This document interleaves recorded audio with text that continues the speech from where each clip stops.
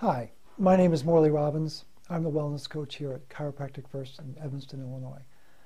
I'm fascinated by this notion of how as a nation we've been misled and misfed. I'm really intrigued by it. But today's question is, could I possibly be copper toxic? You've probably never even heard of that term.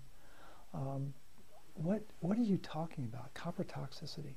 Well, here are some signs and symptoms of copper toxicity. Do you have a racing mind that just won't shut down? Do you have certain food cravings? If you're female, do you have really extremely painful and protracted periods? During the course of your cycle, do you get to a point where you really feel like you're losing your mind? Well, those are all classic signs of copper toxicity. So you say, well, where do we get this? Well, copper is actually a very important mineral in our body. It's a very foundational part of the metabolic process. But in excess, it becomes a real problem. We get our water now through copper pipes, and the copper, in fact, leaches into the water. Water is treated with copper sulfate.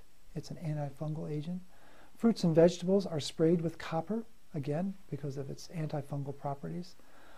And probably the greatest source of copper, particularly for women, is either through the copper IUD or through birth control pills, both of which bring off or allow a lot of copper to come into the woman's body.